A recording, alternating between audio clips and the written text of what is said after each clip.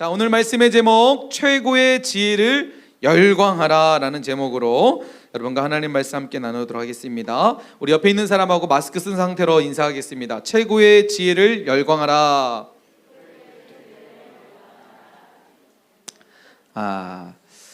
여러분 지난주 말씀 기억나나요? 지난주 말씀 뭐였죠? 제목이요? 아는 사람. 지난주 말씀 제목 아는 사람. 그러게요 하면 목사님이 되게 벌써 힘이 빠지기 시작했습니다. 지난주 말씀 목사님 열을 토하면서 피를 토하면서 설교했는데 뭐라고요? 하나님의 꿈에 열광하라.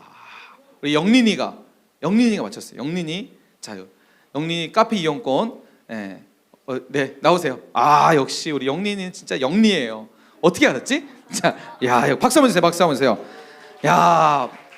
하나님의 꿈에 열광하라. 그래서 오늘도 열광 시리즈로 최고의 지혜에 열광하라 라는 제목으로 말씀 나누려고 합니다. 여러분 말씀 까먹지 마요. 목사님 진짜 열을 토하면서 여러분 설교하는데 설교 노트도 적잖아요.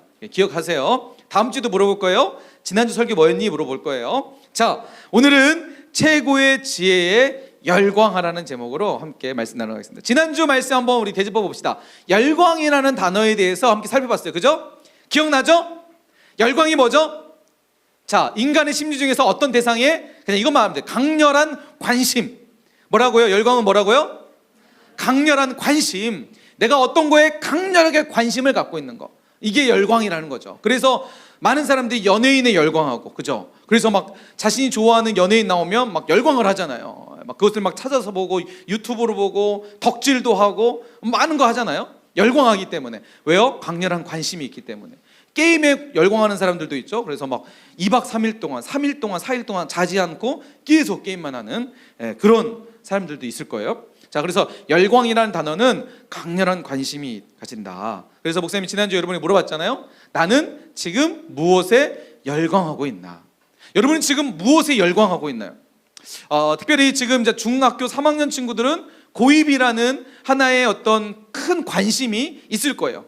강렬한 관심 정도는 아닐지 모르겠지만 내가 어디 고등학교 가야 될지, 내가 어떤 학교에 가야 될지, 앞으로 내가 어떤 삶을 살아야 될지, 그리고 그 학교를 통해서 앞으로 내가 어떻게 살아야 될지, 여기까지는 안 가더라도 어디 학교까지라는 생각들은 지금 많은 관심이 있을 거예요. 우리 1학년, 2학년들 여러분은 어떤 곳에 지금 열광하고 있나요? 최근에 목사님이 설교 가운데 요즘 청소년들 가운데에 명품 브랜드에 열광하고 있다. 그래서 신발 하나가 70만 원, 80만 원, 그죠? 이런 거에 막 미쳐 있는 친구들이 참 많이 있다라고 얘기했어요. 나는 과연 어디에 열광하고 있나? 그래서 지난주 설교의 핵심이 뭐였죠? 우리는 무엇에 열광해야 된다고 말씀드렸죠? 무엇에요? 말씀 크게 좀 했어요. 무엇에요? 그렇죠. 하나님의 꿈. 그렇죠? 그래서 지난주에 성경 나왔던 하나님의 꿈에 열광했던 사람이 누구였죠? 기억 안 나요? 그렇죠. 요셉은 하나님이 주신 꿈에 열광했다 했잖아요. 그렇죠? 17살 때 하나님이 그에게 하나님의 꿈을 주셨어요. 그리고 요셉은 그 꿈대로 하나님을 바라보고 신뢰하고 믿고 끝까지 그 꿈을 붙들었잖아요. 그리고 30세가 됐을 때 애굽의 총리가 되었다는 거죠. 그러나 그 13년 동안의 시간은 요셉에게는 결코 쉽지 않은 시간이었어요. 처절한 실패와 좌절을 경험해야 되는, 노예의 신분으로 빠지게 되고 더 절망적인 것은 나중에 왕의 감옥까지 가게 되는 그런 시간들이었다는 거죠. 그러나 그런 절망적인 순간 속에서도 아무것도 할 수 없다고 생각되는 그 순간 속에서도 요셉의 마음속에는 하나님의 꿈을 붙드는 그 믿음이 있었다는 것이죠. 그래서 그 믿음이 결국 하나님은 요셉을 애굽의 총리로, 열방을 살리는 복덩어리로 요셉을 삼았다는 거예요. 이처럼 하나님의 주신 꿈에 열광하는 사람을 통해서 하나님은 시대를 이끌어간다고 말씀을 드렸어요. 그런데 지난주에 목사님이 이런 얘기를 드렸을 거예요. 여러분의 기억나실 거예요. 요셉과 우리의 차이점. 요셉은 17살 때 꿈으로 하나님께서 꿈을 주셨을 때 요셉은 그 꿈을 가볍게 여기지 않았어요. 그 꿈을 붙들었고 믿었고 신뢰했어요. 13년 동안 정말 어려운 순간 속에서도 놓치지 않았어요. 자, 요셉은 이런 꿈을 붙드는 사람이었고, 자, 그리고 우리는 하나님께서 우리에게 하나님의 꿈을 주셨다 안 주셨다? 하나님께서 우리도 꿈을 주셨다 안 주셨다? 어떻게 주셨어요? 꿈에 나타나셔서 주셨을까요? 요셉 당시에는 성경책이 있었을까 없었을까요? 하나님의 말씀에서 기록된 성경 자체가 없었어요. 그래서 하나님께서 꿈을 주시는 방법은 이처럼 꿈을 통해서, 때로는 어떤 천사를 통해 보내주시거나 선지자를 통해서 하나님의 꿈을 말씀을 해주셨어요. 그런데 오늘날은 하나님께서 우리에게 뭘 주셨다고요? 하나님이 기록된 성경. 그렇죠. 희주야 고마워, 대답 크게 해줘서. 역시. 자, 맞아요. 성경을 우리에게 주셨다잖아요. 우리는 매주마다 하나님의 꿈을 듣는다고 그랬어요. 그죠? 매주마다 우리는 하나님의 꿈이 무엇인지 알아요. 요셉은 한 번 꿈을 통해서 하나님 주셨다면 우리는 매주 하나님께서 우리에게 꿈을 말씀해 주세요. 요셉과 우리의 차이는 뭐예요? 요셉은 그 꿈을 붙들었고 우리는 매주 듣지만 그것이 하나님의 꿈이라고 모른다는 것이죠. 이게 차이라는 거예요. 자, 매주 하나님은 우리를 말씀 가운데, 매주 설교를 통해서 하나님의 꿈을 말씀해 주세요. 내 꿈은 이거란다. 너를 향한 내 마음은 이거란다. 나는 네가 이렇게 살았으면 좋겠단다. 네가 세상 가운데 이런 사람이 되길 원한다. 나는 너를 향한 마음이 이런 마음이 있어. 하나님 우리에게 말씀하신다는 거죠. 그럴 때 하나님의 그 말씀이 내 말씀처럼 받아들이고 그것이 나를 향한 하나님의 뜻이라는 것을 붙잡고 믿음으로 신뢰하며 끝까지 따라가는 사람은 요셉과 같이 시대를 이끌어가는, 그 시대를 먹여 살리는 그런 사람이 된다는 것입니다. 여러분 믿으시기 바랍니다. 아멘이세요?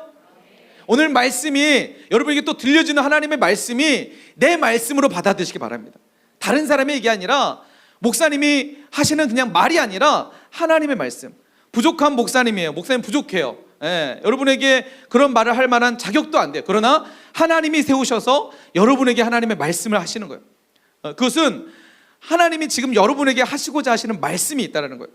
자, 하나님의 꿈, 오늘 우리에게 말씀을 통해서 하나님이 우리에게 주시는 말씀, 그것이 무엇인지 함께 말씀을 통해 살펴봅시다. 오늘은 여러분과 함께 지혜에 대한 이야기를 하려고 해요. 지혜. 지혜.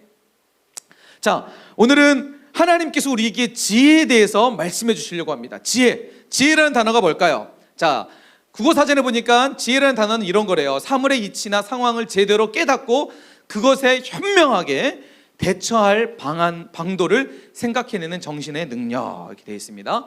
그러니까 뭐 다른 걸 다 잊어버려도요, 현명하게 대처하는 방도, 이것만 아셔도 괜찮아요. 지혜는 뭐라고요? 현명하게 대처하는 방도. 상황 속에서 그 상황을 현명하게 대처할 수 있는 방도가 바로 지혜라는 거예요. 자, 설교도 빨리 적으세요. 써있어, 거기에. 지혜란 무엇인가? 라는 써있어요. 거기에 다 쓰려고 하지만, 다 쓰면 힘드니까 다 쓰면 좋지만, 자, 지혜란 그냥 상황을 제대로 깨닫고 현명하게 대처하는 방도, 이게 지혜라는 거예요. 그러니까 지혜라는 것은요, 내가 놓여져 있는, 우리가 살아가는 삶 가운데 수많은 상황들 있잖아요. 그죠? 그 수많은 상황들, 지금도 마찬가지죠. 지금도 예배라는 상황이 있어요. 이 예배라는 상황 속에서 어떻게 해요? 지혜로운 사람은 현명하게 이 예배의 상황들을 대처한다는 거죠. 자, 현명하게 대처하는 사람은 어떤 사람일까요? 예배 시간에 현명하게 대처하는 사람은 지혜로운 사람인데, 그 지혜로운 현명한 대처는 뭐예요? 하나님의 말씀에 집중하는 사람이 지혜로운 사람이겠죠. 그죠? 졸고 있거나 딴짓하고 있거나 고개 숙여서 자고 있거나 핸드폰 보고 있거나, 여러분 이런 사람이 지혜로운 사람일까요? 아니겠죠. 우리가 살아가는 삶 가운데는 수많은 상황들이 있지만 그 상황 속에서 내가 어떻게 현명하게 대처하느냐, 가장 그 좋은 방법으로 그 상황을 살아가느냐, 이게 지혜라는 것입니다. 자, 그래서 이런 일이 있었어요. 1991년도에 일본 아모리현에 사과 농장이 있었는데, 이 아모리현에 어떤 일이 벌어졌냐면, 91년도에 어떤 일이 벌어졌냐면 엄청난 태풍이 이 마을을 휩쓸고 지나갑니다. 그런데 안타깝게도 이 마을에 사과 농장이 거의 대부분 사과 농장이었는데, 이 농장에 태풍으로 인해서 90%의 사과가 다 낙과가 되는 거예요. 다 떨어져서 이제 상품 가치가 없어져 버린 거예요. 그러니까 농부의 입장에서 1년 동안 열심히 땀 흘리면서 겨우겨우 이렇게 사과를 가꾸고 키웠는데, 한순간에 태풍으로 인해서 90%의 사과가 다 떨어지니까 농부들 입장에서는 어떨까요? 망연자실할 수밖에 없겠죠. 1년 농사가 수많은 자신의 재산을 투자해서 가꾸고 돌봤는데 90% 떨어져. 이제 뭐 먹고 살아야 될까? 절망 가운데 놓여지게 됩니다. 그런데 그때 한 청년이 이상한 생각을 하게 됩니다. 어떤 생각을 하냐면, 많은 사람들은 90%에 떨어졌던 그 사과에 관심을 갖고 절망했는데, 한 청년은 10%, 나무에 달려있는 그 10% 사과에 관심을 갖기 시작했어요. 그리고 그 청년이 어떤 그 상품을 내놓냐면, 당시 이 태풍이 지나갔던 그 시기에 어떤 일이 있었냐면 입시철이었어요. 입시철이어서 이 청년이 무슨 생각을 했냐면, 이 사과를 합격 사과라고, 그러니까 태풍에도 견딘 사과, 떨어지지 않는 사과라는 이름을 내걸고 상품화시키기 시작했습니다. 그랬더니 당시에 우리 중3 친구들도 마찬가지로 이 사과를 먹으면 떨어지지 않는다, 그건 아니겠지만 그 엄청난 태풍에도 불구하고 견딘 사과라는 하나의 그런 어떤 스토리가 만들어지면서 사람들 안에 입시생들 안에 수많은 사람들이 이걸 사과를 사가기 시작합니다. 그런데 놀랍게도 이 사과가 기존의 가격의 10배 이상의 가격이 올라갈 정도로 아주 높은 그 수준의 사람들의 관심을 갖게 되고 유명해지게 돼요. 많은 사람들은 떨어진 사과에 관심을 집중했다면, 그 한 사람은 붙어있는 그 사과에 집중하면서 그 어려운 시기를 정말 큰 지혜로, 이 지혜로 당시 이 아모리언에 부딪혔던 수많은 농부들의 절망을 희망으로 만들어가는 하나의 사건이었다라고 이야기합니다. 여러분, 이처럼 한 사람의 그 지혜가 한 마을을 절망 가운데서 희망으로 이끌어가는 큰 힘이 된다는 것이죠. 여러분, 이런 지혜가 있다면, 내가 살아가는 삶 가운데 나에게도 이런 지혜가 있다면 얼마나 좋을까요? 지금 코로나로 절망 가운데 있는 이 시대 가운데에 하나님께서 나에게 주시는 그 지혜를 가지고 이 시대의 사람들에게 희망이 될 수 있다면 얼마나 좋을까요? 또 한 가지의 이야기가 있어요. 호주 멜버른이라는 곳에 이런 제플 슈츠라는 이런 그 버거 가게가 있어요. 이 버거 가게는 독특하게도 샌드위치 가게인데, 샌드위치 가게가 보통 샌드위치는 무슨 음식이죠? 패스트푸드라고 하잖아요. 빨리 먹는 음식.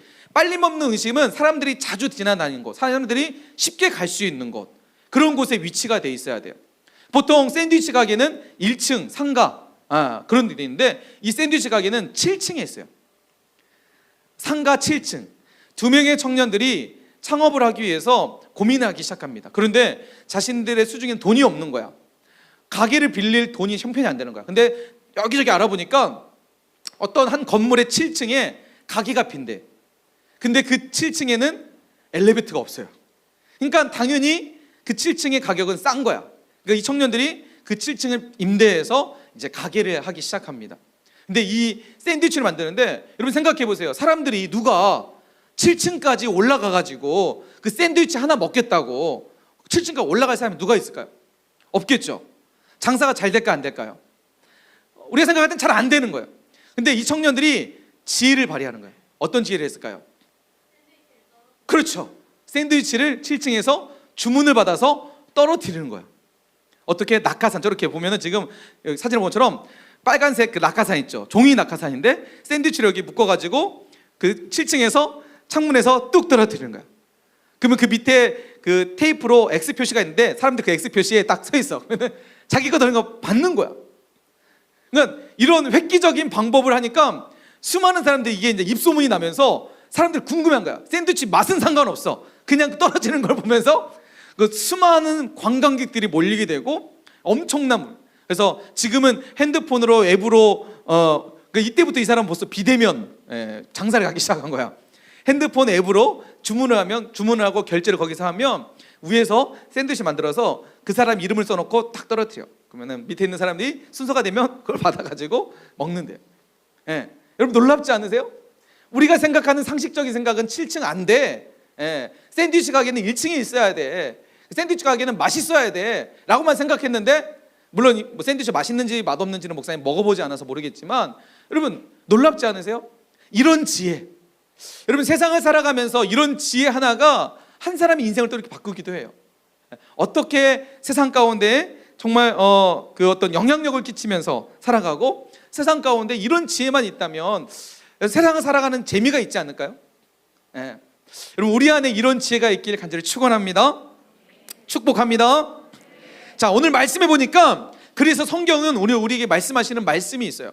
자, 성경도 우리에게 하나님께서 말씀하고 있는 거. 자, 오늘 읽었던 잠언 3장 13절부터 15절 말씀해 보니까 계속해서 강조하고 있는 말씀이 있어요. 자, 뭐라고 하죠? 지혜를 얻은 자, 그리고 지혜를 얻는 것이, 그리고 지혜는 라고 얘기했어요. 계속 지혜에 대한 내용들을 우리에게 말씀하고, 다시 말해서 성경도 우리에게 너희도 지혜를 가지라고 말씀하고, 지혜 있는 자가 되어야 된다고 얘기하고 있어요. 자, 여러분, 이 말씀에 동의하지 못하는 사람 있나요? 저는 이 말씀에 동의하지 못해요. 어떻게 지혜를 가질 수 있어요? 자, 여러분, 이 말의 반대는 뭐예요? 어리석은 거예요. 자, 여기 있는 사람들 중에서 지혜로운 사람이 되고 싶거나 반대로 어리석은 사람이 되건다. 여러분, 무엇을 선택하실래요? 혹시 어리석은 사람 되고 싶나요? 아니겠죠. 여기 있는 사람 한 사람도 자신은 어리석은 사람이 되고 싶다라는 사람 아무도 없을 거예요. 이 말은 뭐예요? 우리는 모두 다 지혜로운 사람이 되기를 원한다는 거죠. 성경도 우리에게 너희는 지혜로운 사람이 돼야 된다라고 말씀하고 있어요. 자, 그렇다면 여러분, 우리가 어떻게 지혜를 얻을 수 있을까요? 어떻게 지혜로운 사람이 될 수 있을까요? 오늘 이 잠언을 기록했던 솔로몬, 당시의 최고의 지혜자였던 솔로몬이었습니다. 잠언은요, 솔로몬이 젊었을 때 기록했다라고 보통 그렇게 역사학자들에 의해서 이야기되고 있습니다. 그러니까 솔로몬이 젊었을 때 하나님의 지혜가 충만했을 때 기록한 말씀이 잠언이라고 해요. 그러니까 솔로몬이 지혜에 대한 이야기를 잠언에서 많이 하고 있는 이유가 바로 여기에 있어요. 자, 솔로몬이 어떻게 지혜로운 왕이 될 수 있었을까? 열왕기상 3장에 보면 솔로몬이 하나님께 기도하는 장면이 나와요. 1000번째 제사를 드리고 나서 하나님께서 꿈 가운데에 솔로몬에게 나타나셔서 솔로몬과 대화하는 장면이 있어요. 이때 하나님이 솔로몬에게 이렇게 얘기합니다. 하나님께 솔로몬에게, 솔로몬아, 내가 너에게 원하는 거 다 들어줄 테니까 너 나에게 얘기해봐 라고 얘기해요. 그때 솔로몬이 뭐라고 얘기하죠? 금도끼 얘기했나요? 은도끼 얘기했나요? 솔로몬이 하나님께서 너 모든 거 내가 다 줄 테니까 나에게 필요한 거 얘기해라 했을 때 솔로몬 뭘 얘기하죠? 하나님께 뭘 구하죠? 그렇죠, 지혜를 구해요. 근데 성경이 이 지혜라는 단어보다는 이렇게 합니다. 자, 열왕기상 3장 9절부터 10절 말씀에 보면 우리가 개정 성경에 보면 이렇게 얘기해요. 누가 주의 이 많은 백성을 재판할 수 있습니까? 솔로몬이 하나님께 지금 얘기하는 거예요. 하나님, 제가 한 나라의 왕으로서 저 삼았는데 제가 나이도 어리고 이 많은 백성들을 제가 돌볼 수 있는 역량이 안 됩니다. 지금 그 얘기를 하고 있는 거예요. 그러면서 솔로몬이 하나님께 뭘 구하냐면 저에게 듣는 마음을 종에게 주사, 듣는 마음을 종에게 주사 주의 백성들을 재판하여 선악을 분별하게 하옵소서. 솔로몬이 이것을 구하매 그 말씀이 주의 마음에 든지라. 솔로몬이 지금 하나님께 뭘 구하고 있냐면 듣는 마음을 구했다는 거죠. 그럴 때 하나님께서 솔로몬에게 뭘 주셨다고요? 지혜를 주셨다는 거예요. 여러분, 지혜가 뭐라고요? 듣는 마음이라는 거예요. 여러분, 듣는 마음이 있는 사람은 지혜로운 사람입니다. 할렐루야. 그런데 여러분, 중요한 사실이 있어요. 여기에서 듣는 마음은 어떤 마음입니까? 어떤 것을 듣는 것일까요? 사람의 이야기를 듣는 거, 그 가운데에 지혜를 얻는 거 맞습니다. 그런데 하나님이 지금 솔로몬이 구했던 이 듣는 마음은 사람의 마음도 있지만 그것으로 넘어가지 않고 누구의 마음도 있는 거예요? 누구의 말씀도 있다는 거예요? 하나님의 말씀도 있다는 거죠. 그러니까 진짜 지혜는 사람의 말을 듣는 마음에서 머무는 것이 아니라 진짜 지혜는 하나님의 말씀을 듣는 마음, 하나님의 말씀을 듣는 자세, 하나님의 말씀 앞에 그 말씀을 듣고 반응할 때 그 안에 뭐가 생긴다는 거예요? 지혜가 작은 거예요. 지혜가 생겨난다는 거죠. 그래서 오늘 말씀에 보면 자, 잠언 우리가 읽지는 않았지만 3장, 오늘 같은 본문 말씀에 3장 1절부터 3절 말씀에 보면 솔로몬이 이렇게 얘기하는 거예요. 내 아들아, 나의 법을 잊어버리지 말고. 그래서 나의 법은 뭐예요? 하나님의 말씀이에요. 내 마음으로 나의 명령을 지키라. 하나님의 말씀을 지키라는 거예요. 자, 그리하면 그것이 내가 장수하여 많은 애를 누리게 하며 평강을 더하여 하리라. 인자와 진리가 내게서 떠나지 말게 하고 그것을 내 목에 매며 내 마음판에 새기라. 여러분, 하나님의 말씀을 듣는 마음이, 하나님의 말씀을 듣는 것이 지혜라는 거예요. 이게 지혜를 얻는 것이라는 거예요. 그리고 여러분, 매 주일마다 우리가 하나님의 말씀 앞에 말씀을 듣고 그 말씀에 내가 믿음으로 반응할 때 그것이 내 삶에 뭐가 된다는 거예요? 지혜가 된다는 거죠. 여러분, 믿으세요? 지혜가 뭐라고요? 하나님의 말씀을 듣는 마음. 하나님의 말씀을 듣는 마음이 지혜라는 거죠.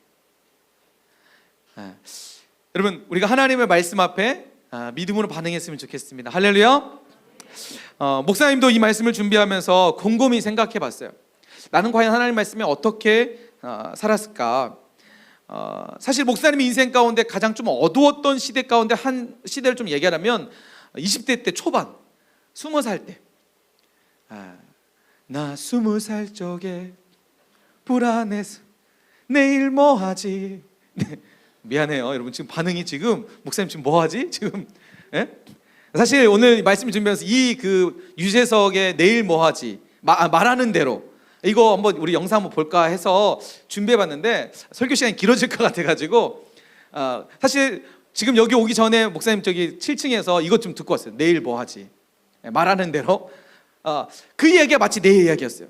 20살 적에 하루하루가 불안하고 내일 뭐하지? 이런 고민과 걱정 가운데 살았던 시간들이 있었습니다. 왜 그러냐면 고등학교 3학년 수능 보고 졸업을 했는데 학교 입시에서 떨어졌어요. 1년 동안 삶의 어떤 방향을 잃어버렸어요. 정말 뭘 해야 될지, 어떻게 살아야 될지, 앞으로 내 인생을 어떻게 살아야 될지, 이런 갈등과 고민 속에 하루하루를 보냈던 시절이 있었어요. 그러면서 좀 방황도 했었고 어디 가서 아르바이트를 하면서 일을 하면서 그냥 살았어요.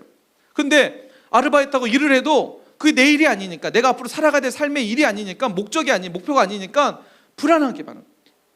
자, 그런 상황 가운데 있었던 목사님의 삶 가운데 하나님의 말씀이 참 많은 위로가 되었고, 이 말씀이 목사님의 삶을 붙잡는 큰 힘이 되었어요. 그게 바로 빌립보서 4장 6절 7절 말씀이었어요. 아무것도 염려하지 말고 다만 모든 일에 기도와 간구로 너희 구할 것을 감사함으로 하나님께 아뢰라. 그리하면 모든 지각에 뛰어난 하나님의 평강이 그리스도 예수 안에서 너희 마음과 생각을 지키시리. 목사님 마음속에 확 왔던 것은 너희 마음과 생각을 지키신다. 마음이 불안하고 흔들리고 자꾸만 마음이 이렇게 막 좌지우지되는 목사님 마음 가운데에 빌립보서 4장 6절 7절 말씀은 하나님의 한 줄기 빛과 같았어요. 두려움과 염려 가운데 살아가는 목사님 가운데 하나님이 들려주시는 말씀이었어요. 아무것도 염려하지 말고 너희 마음과 생각을 지킬 거야. 그때부터 이 말씀 붙들고 기도하기 시작했어요. 근데 놀라운 일은 기도했더니 그때 목사님이 지금 신학을 해야겠다, 내가 신학교에 가야겠다라고 결정했던 결정적인 그 계기가 바로 이 말씀 붙들고 기도할 때였어요. 내 인생에 가장 흔들렸던, 가장 불안했던, 가장 염려가 많았던 그 시대에 하나님의 이 말씀을 붙들고 기도하기 시작했을 때 하나님께서 목사님에게 길을 보여주셨고 그 길을 향해서 갈 수 있는 방법까지도 말씀해 주셨어요.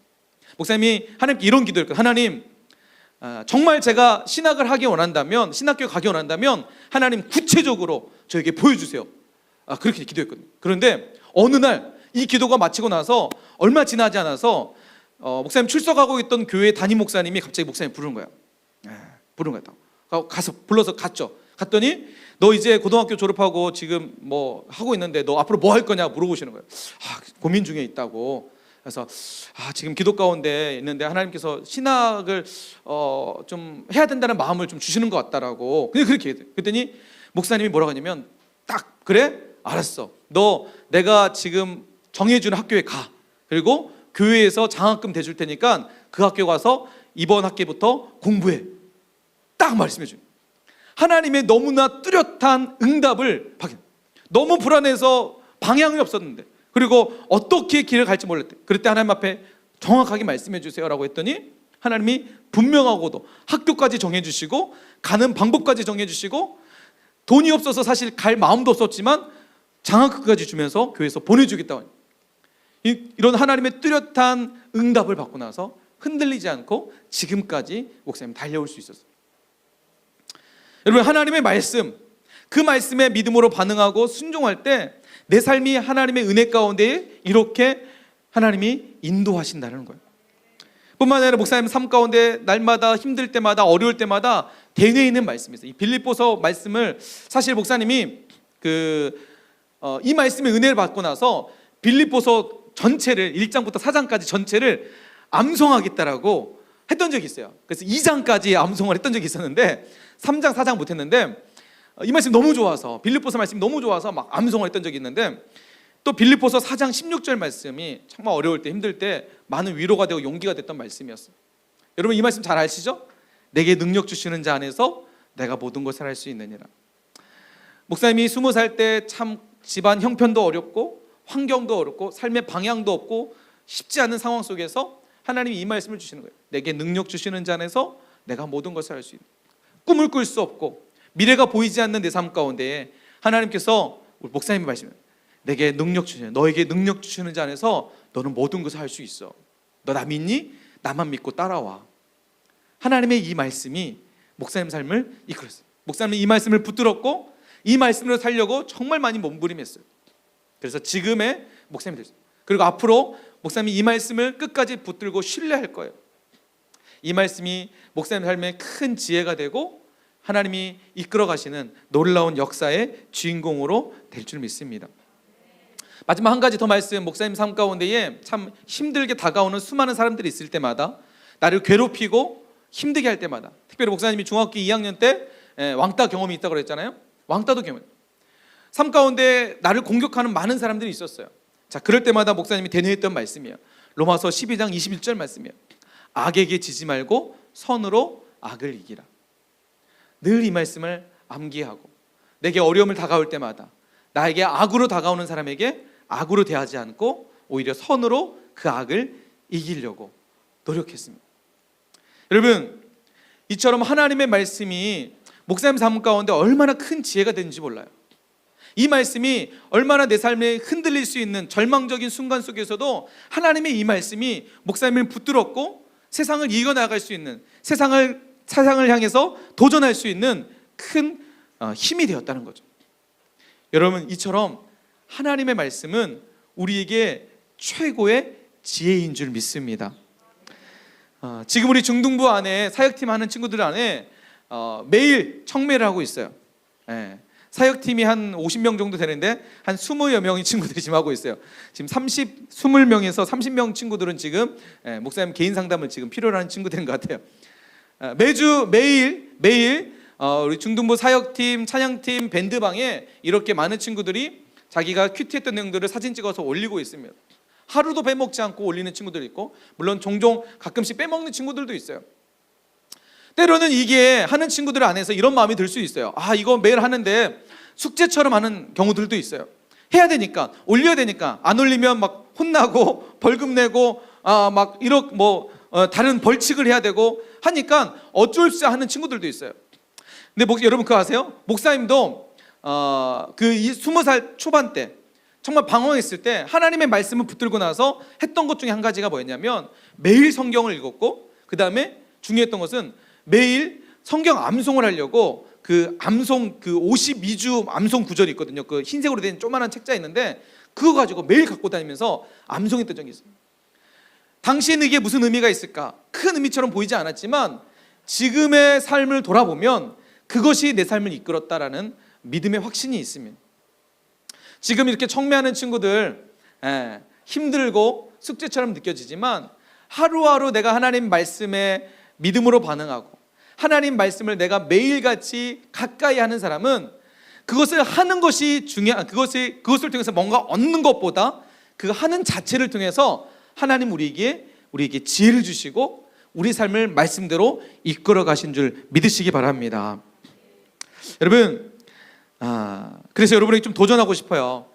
우리 사역팀 친구들 뿐만 아니라 정말 오늘 이 말씀이, 그리고 하나님께서 우리에게 말씀하시는 이 지혜에 대해서 말씀하시는 하나님의 이 말씀이 정말 내 말씀이다 라고 도전이 되는 친구들은 여러분 이제 11월 달부터 새로운 청매가 나옵니다. 11월, 12월 마지막 올 청매가 나오는데 꼭 청매를 사셔서 누가 하라고 시켜서 하는 것이 아니라 내가 정말 하나님 말씀 앞에 내가 정말 지혜로운 사람이 되겠다.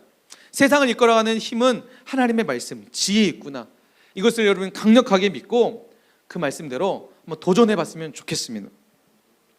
여러분 목사님 성경책에 보면 목사님 성경책 이래요. 보이나요? 네. 여러분 말씀을 전하기 위해서, 말씀을 연구하기 위해서 성경책에 막 깨알같이 막 적어놨어요.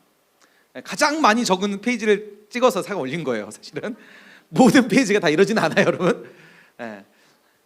여러분 하나님 말씀을 여러분 이렇게 한번 반응했으면 좋겠습니다. 목사님 자랑하려고 하는 것이 아니라요, 하나님의 말씀을 여러분 이렇게 가까이 하고 이렇게 여러분이 하나님의 말씀을 정말 그것이 내 삶의 가장 큰 방향이고 길이고 지혜라고 생각하고 그 말씀 앞에 믿음으로 나아갔으면 좋겠습니다. 여러분 솔로몬의 이야기를 하고 여러분 말씀을 마치려고 합니다. 여러분 솔로몬이요, 이처럼 그가 젊었을 때 정말 지혜로운 왕이었어요. 그래서 많은 사람들이 그의 지혜를 들으려고 각국에서 찾아와서 솔로몬의 지혜의 말을 들으려고 찾아오게 됩니다. 그런데 솔로몬이 젊었을 때는 하나님의 지혜에 따라서, 말씀에 따라서 듣는, 하나님의 말씀을 듣는 것에 따라서 살았는데, 그런데 그의 노년에는 어떤 일이 벌어지죠? 점점 솔로몬이 하나님의 말씀을 듣지 않기 시작합니다. 그리고 사람의 말만 듣기 시작해요. 그래서 많은 이방 여인들과 정혼을 맺고 정략 결혼을 하고 그들의 이방 신들을 다 끄집어 들게 됩니다.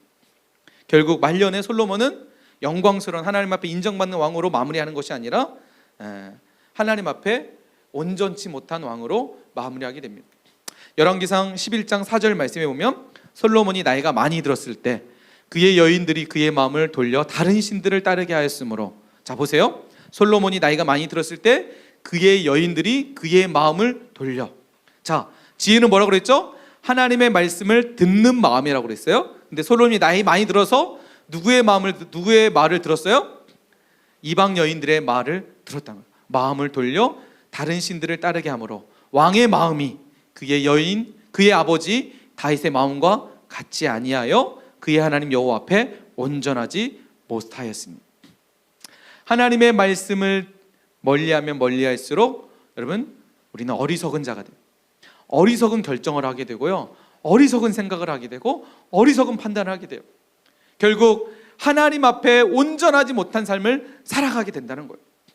솔로몬 왕이 젊었을 때 하나님의 말씀에 귀를 기울이고 하나님의 말씀에 반응하면서 그 말씀을 들으려고 더욱더 귀를 기울였던 왕이어서 하나님이 솔로몬을 가장 위대한 왕으로, 당대 모든 왕들의 왕 중에 왕으로 삼아주셨어요. 그런데 점점 나이가 들면서 하나님의 말씀에 귀를 기울이지 않고 자꾸만 사람들의 소리, 사람들의 달콤한 유혹, 여기에 귀를 더 기울이다 보니까 결국 솔로몬 왕은 말년에 하나님 여호와 앞에 온전하지 못한 왕으로 그렇게 결론을 맺고 있다는 사실입니다. 여러분 매주마다 하나님께서 예배 가운데 우리에게 말씀합니다. 하나님의 말씀을 들려주세요. 여러분 어떻게 반응하기 원합니까? 하나님의 말씀에 듣는 마음을 가지고 그 말씀 앞에 내가 믿음으로 반응하겠다고 결단하면서 하나님의 말씀을 듣는 사람은 정말 지혜로운 솔로몬과 같은 왕으로 하나님 앞에 멋지게 쓰임받을 거예요. 그런데 반대로 매주마다 들려주는 하나님의 말씀 앞에 귀를 기울이지 못하고 그 말씀이 나와 상관없는 말, 지루한 시간으로 생각하고 따분한 시간을 생각하고 이 시간이 정말 아깝다고 생각하는 사람들은 여러분 삶 가운데 이런 은혜가, 솔로몬의 젊었을 때 누렸던 그 은혜가 여러분 삶 가운데 일어나지 않게 될 것입니다. 사랑하는 사랑의 교회 중등부 여러분, 세상을 이끌어가는 가장 강력한 힘은 하나님의 지혜에 열광할 때입니다. 하나님의 지혜에 열광할 때입니다. 우리 따라서 합시다. 하나님의 지혜에 열광할 때이다. 하나님의 지혜에 열광하는 사람은 매일 성경 읽는 사람일 거예요. 하나님의 지혜에 열광하는 사람은 목사님 말씀처럼 매일 큐티에 도전할 사람이 될 겁니다. 왜요? 열광한다는 것은 강렬한 관심이 있다는 거예요. 주일만이 아니라 매일같이. 지금 우리 선생님들 안에서도 성경 읽기 올 초부터 시작을 해가지고 중반기부터 시작을 해가지고 읽고 계신 분이 계십니다. 여러분 그거 아세요? 우리 오늘 못 오셨는데 일 때 못 오셨는데 우리 총무님, 우리 선생님 중에 우리 중등부 총무 집사님 계시는데 총무 집사님이 지금 성경 이독을 했어요. 이독이 뭔지 알아요? 성경 66권 이 성경책을 벌써 2번 읽고 3번째 지금 읽고 계신대요. 여러분 가능해요? 목사님도 못했는데 집사님 하고 계세요. 하나님의 말씀을 이렇게 가까이 하고 계세요. 여러분 한번 도전하셨으면 좋겠습니다. 도전해 보길 원합니다. 하나님의 말씀은 세상을 이끌어가는 가장 강력한 힘입니다. 내가 세상을 어떻게 살아가야 될까? 내가 세상에 어떤 방향으로 가야 될까? 막막하시나요? 걱정이 되시나요? 중3 친구들 내가 고등학교 어디 가야 될까? 내가 앞으로 어떤 삶을 살아야 될까? 고민이 되시나요? 먼저 하나님의 말씀 앞에 믿음으로 나아갔으면 좋겠습니다. 말씀 피고 하나님 말씀 읽고 그 다음에 공부해보세요. 우리 1학년, 2학년 친구들도 학교에 가서 목사님이 중학교 3학년 때 했던 일 중 한 가지는 뭐였냐면 매일같이 학교에 성경책을 갖고 갔어요. 아예 성경책 학교에 갖다 놨어요. 그리고 아침 시간에 수업 시간에 성경책 읽기 시작했어요. 처음에는요 사람 친구들이 막 와가지고 막 이상하게 쳐다보는 거야. 야 뭐야, 야 성경책 읽어 막 얘기하는 거야.